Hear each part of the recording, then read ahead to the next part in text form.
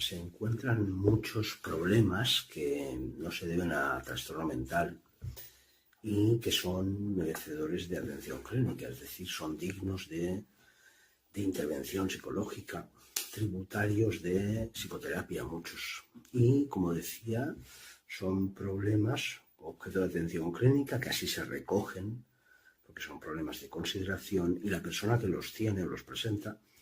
no tiene por qué tener ningún trastorno mental con un diagnóstico identificado, es decir, que en las pruebas, no los test psicológicos, las pruebas y su historial clínica y de antecedentes psiquiátricos no constan y podemos encontrar personas normales con una personalidad normal, sin trastorno mental, pero sí con una serie de síntomas de malestar que provienen de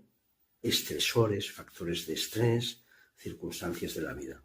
que generan un malestar, como decía, digno de atención clínica. No son problemas menores, son problemas que la persona los vive con estrés y que, de hecho, son factores de estrés dignos de mención. Hay diferentes problemas que son objeto de atención clínica para venir a una consulta psicológica. No hay locura, no hay trastorno mental, no hay una personalidad anómala. Sin embargo, hay personas que tratan diferentes problemas para afrontarlos de la mejor manera posible, de una manera saludable. Los problemas que son objeto de atención clínica se pueden enumerar en problemas de relación, por ejemplo, problemas de relación entre padres e hijos, paterno-filiales, filioparentales, es decir, problemas de relación entre dos jerarquías distintas, dos generaciones en el seno de una familia. Aquí podemos encontrar diferentes problemas como podrían ser las denominadas interferencias parentales en casos de separaciones altamente conflictivos, interferencias parentales que antes se denominó síndrome de alienación parental, que está en duda en tela de juicio, pero sí que es verdad que es un síntoma que se expresa con malestar y, por supuesto, se puede considerar un maltrato psicológico cuando esto está ocurriendo. Es decir, un progenitor, frecuentemente el progenitor custodio, que tiene la custodia en un divorcio conflictivo, digamos que se dedica a hacer de una manera sutil, aprovechando la circunstancia de tener la custodia y de pasar más tiempo con los hijos, de hacer una campaña denigratoria contra el otro progenitor, una campaña, por decirlo así, de introducir comentarios en los hijos que son distorsionados y erróneos, dando una mala imagen del otro progenitor. Esto es un maltrato psicológico hacia los hijos, por supuesto, porque tienen derecho a conocer y a tratar a ambos progenitores, salvo que hubiese, digámoslo así, factores de riesgo de maltrato o violencia en sus formas más extensas. Y este es un objeto de atención clínica que está presente en personas, como decía, que no tienen forzosamente ningún trastorno mental, ninguna psicopatología. Son problemas de relación entre padres e hijos y podríamos incluir aquí el síndrome de alienación parental, las interferencias parentales, por decirlo así. Problemas entre cónyuges también pueden ser objeto de atención clínica por críticas, comunicación negativa, comunicación distorsionada o una ausencia de comunicación que lleva a un deterioro significativo de la persona. Problemas de relación entre hermanos, problemas de relación en general en el seno de una familia extensa, que podrían ser objeto de atención clínica, depende cómo lo esté interpretando la persona. Y como decía, la persona no forzosamente está afectada de una patología. Problemas de relación asociados a una enfermedad médica o a un trastorno mental,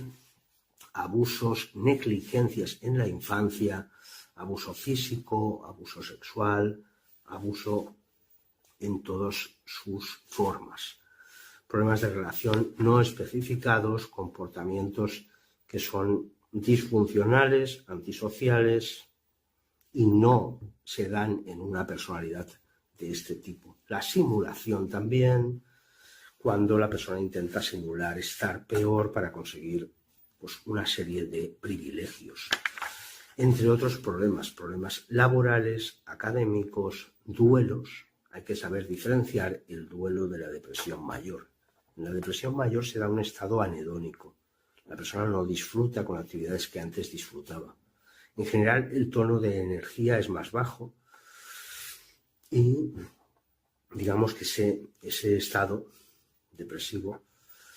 no se circunscribe a ningún objeto específico, a ninguna persona específica ni a ninguna situación, sino que vemos a la persona que tiene una percepción de todo muy negativa y una tríada cognitiva de la depresión, es decir, haciendo una interpretación de los demás, del mundo y de sí mismos, incluso negativa. Sin embargo,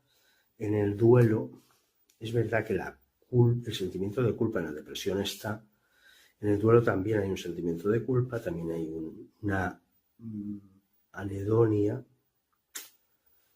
y una bajada de energía. Pero es verdad que todo el discurso del paciente se centra en la persona que ha perdido, en la añoranza de esa persona,